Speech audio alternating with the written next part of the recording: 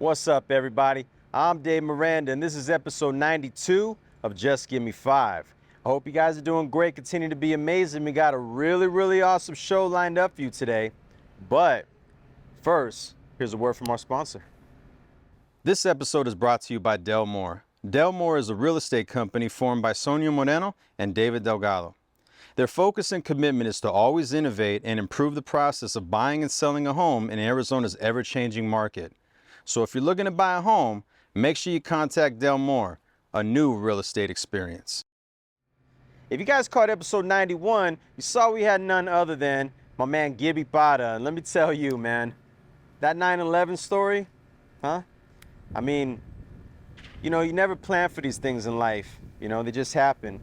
And for him to make a positive out of a negative like that just shows you the kind of person that Gibby is. And that's why he's Gibby, you know. And just so much history that he has, you know, in the Arizona media scene out here. And it was just so awesome to have him on the show. Just such a great human being. And thank you again, my brother. And make sure you guys watch episode 91. All right. But today's guest is, in my opinion, the godmother of the Arizona poetry scene. We're going to talk about her early days in poetry and how she made her transition from New York to Arizona. We're also going to talk about the poetry nights she ran, as well as her Rice and Honey podcast, and so much more. So, ladies and gentlemen, without further ado, I present to you Divine. Hey everybody, what's up? My name is Divine, and all I'm saying is just give me 5.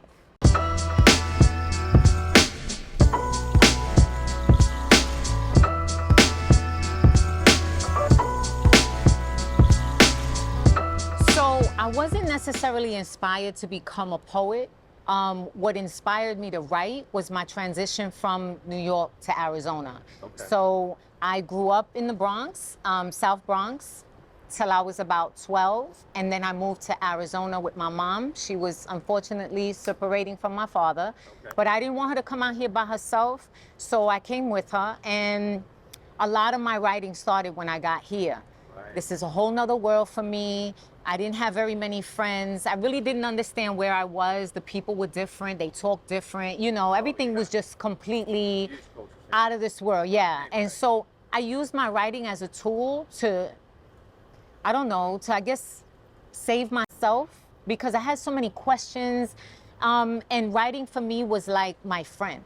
I confessed to it. I shared stories with it. I asked it questions. So honestly, my writing, I didn't write as a poet. I just wrote. I miss people. Yeah. Like here in Arizona, everybody's so spread out. Right. In New York, everywhere you go, there's people. There's always something to do. It's colorful, it's diverse, the food. I think one of the things I missed the most was my friends and my family, really. But then once I got to be here for a while, then I started to miss other things, like the culture. Everywhere I went, when I grew up in New York, I was around Jamaicans, Jews, Puerto Ricans. I had all of that around me. So to just see this or that was kind of like, where's the in-between? You know what I'm saying? Right. And then being here, my mother's from Louisiana, my father's from Puerto Rico. So when I got here, people were asking me, are you white or black? Are you white and black? Are you black and Mexican? And I'm like, well, what's a Mexican? Like, I just didn't know, you know, these things were just different for me. So yeah, it was a huge transition. But as I started to get into the arts and be here more, I started to bring New York here. I complained a lot about this place not being New York. And one day, one of the brothers I know, Brother Jackie, shout out to Brother Jackie, because he was like, Divine, why don't you just bring New York here?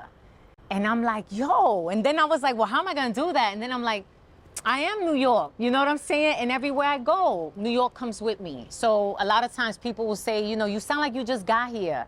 And I'm like, oh, you know, I never leave home without it. You know what I'm saying? So yeah, it was a big transition for me. What's the first piece that you wrote? Can you remember? It was called What Is This World Coming To? Wow. And I got a chance to add that into an anthology.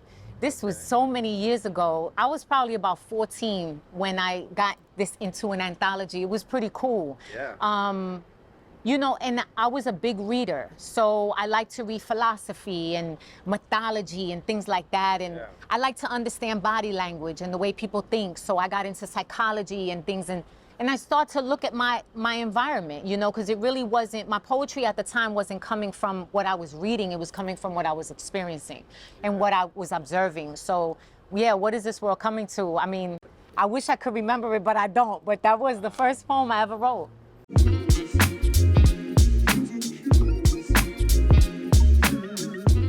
I was a very shy little girl growing up in New York. My father, I was like this with him, like Velcro, right? So I didn't want to go nowhere without my father, nowhere without my mother. I didn't want to be the center of attention. But my father was a lead singer in New York for a doo-wop group called the Valentinos.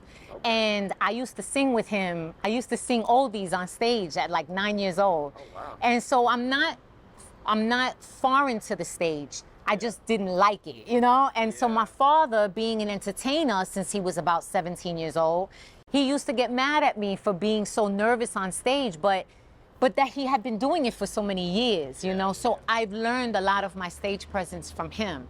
So with that, when I was writing, I never thought about sharing it on stage in front of an audience. I was like, what? Not gonna happen. But one day, I think I had a Nike moment. And I was like, you know what? I'm just gonna do it. Because something in me was like, I don't care if I faint. I don't care. I'm gonna do it because I'm tired of basically reading to myself. I have something to say and I don't care who hears it. And I went up there. It was, it's funny, it was a slam competition. And I didn't know what slam poetry was. Oh. I thought it was just an open mic. So I went, I had my paper. I was like, I don't care if it shakes. I don't care if my body shakes. I'm just gonna do it. Right. And I did it and I won that night. Nice. And it was awesome, but it felt empowering because I felt like I found my home. Yeah. And it was like, after that, it was over. Like that's all I wanted to do was be on stage. I still get nervous, but I work through it, you know, because I'm well aware now that words are power. And people are really listening to you. So a friend of mine, shout out to Queen, she came to me one day and she said, I want to put different open mics in the city. I want to put an open mic in Mesa. I want to put an open mic in Tempe. She came to me and she said, I want to put an open mic in Phoenix and I want you to run it. So I was like, what? Like now, not only am I performing, but now you want me in front of people all the time? Like I was like, oh my God, I'm nervous. She was like, you're going to do great. Yeah. So we went and started at Livingston's in Scottsdale. Yeah. It was a soul food restaurant. And that's where I started hosting my open mics. I just pay attention to people and what people want. And they wanted consistency. Yeah. They liked that the poets were good. The hosting was good. Not necessarily because of me. I'm just saying that they liked the consistency, the feel of the place. Sure. And from there, people would ask me about learning how to do that. Like, how do you do that? You know, I wish I could get up there. And so from there, I started teaching poetry workshops. But I wasn't teaching you how to write. I was teaching you how to be on stage performance. And I called it Don't Hold Your Tongue. Because when I was young, my mother used to tell me, if you don't want to die early, don't hold your tongue. You say what you feel, be respectful. And that just always stuck to me. So when I started teaching my workshops, I called it Don't Hold Your Tongue. Because it's important for people to tell their story.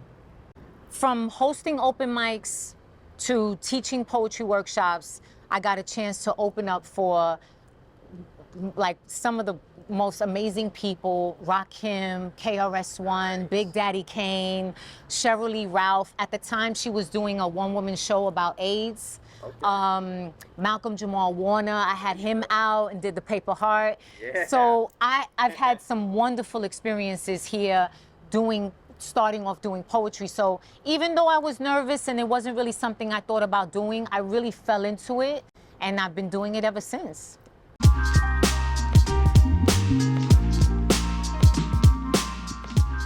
Writing poetry and writing a story out is completely different.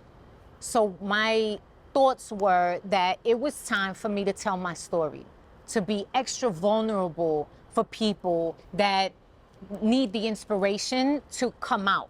Right. So I said to myself, you get nervous, you know that, you'll talk yourself out of it. So what can you do to like comfortably come out and really tell your story? Yeah. So I started Rice and Honey. Rice and Honey is a podcast I started for moms. Single mothers, didn't even have to be single, to be honest with you. You could be any type of mom, or you could be a wife. Right. But it was about balancing motherhood, momtrepreneurship, anxiety, trials and tribulations with your children. I'm a boy mom. I have 4 beautiful boys. So I talk about my experiences with them, raising them, going through things with them. And it's helped, but I created it so that way I can feel more comfortable about telling my story. But eventually, Rice and Honey will be a one-woman show that I'll do on stage that will talk about my coming up in New York and then eventually coming here to Arizona. But I want to do it in poetry form. So it's been good. I've had Rice and Honey for about 2 years now. And believe it or not, I wrote it with women in mind, but men, single fathers, give me more feedback about the show than women do. Really? Right. And I think that's amazing. Yeah. It's actually a great sound because it's nice to hear from fathers who raise children. So yeah, heck yeah. Right. And believe it, it's just crazy that my experiences resonate with a father who's raising their child. You know what I mean? Even though I'm a woman and he's a man, he's like, I'm a parent. This is what I'm going through. So yeah, it's been very cool.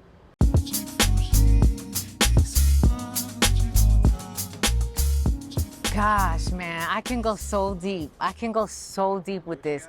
But here's where I'm gonna go.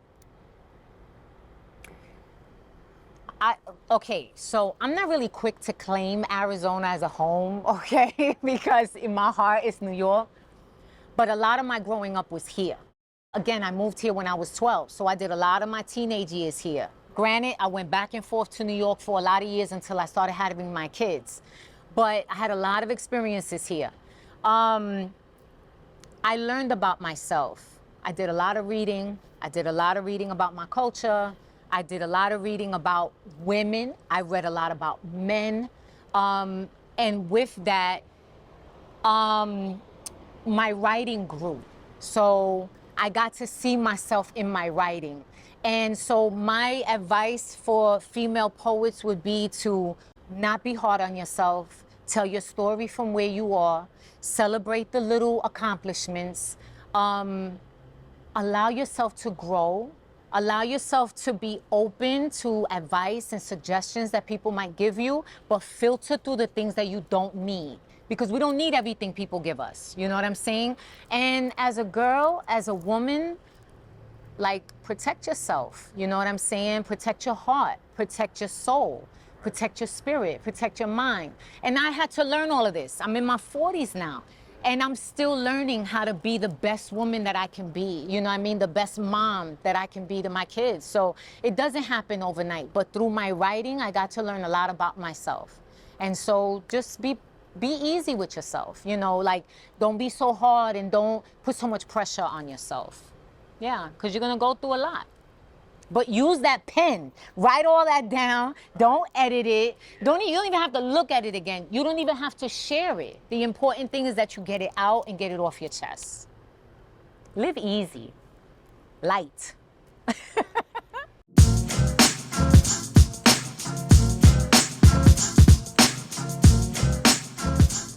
So first I want to give a shout out to my son, Elohim, who has a clothing brand called Be Special.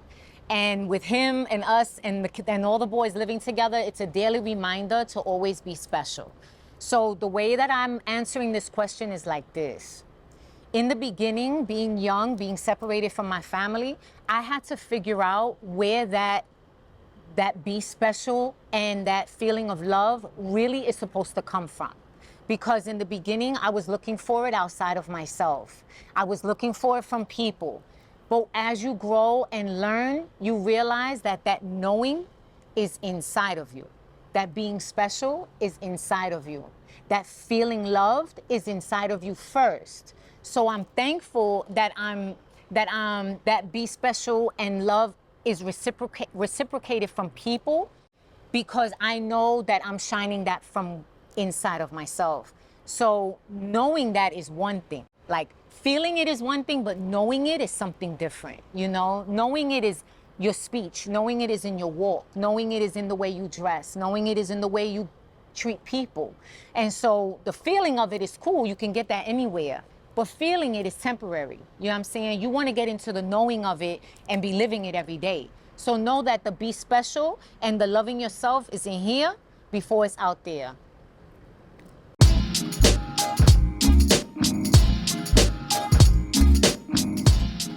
All right, so it's a long list. No, I'm gonna keep you here all day. No, I'm just kidding. No, for real, in short, I wanna give a shout out to my family for always supporting me, my friends for just always being there and listening to me when I'm up and down, to my children for always rooting me on, my parents, of course.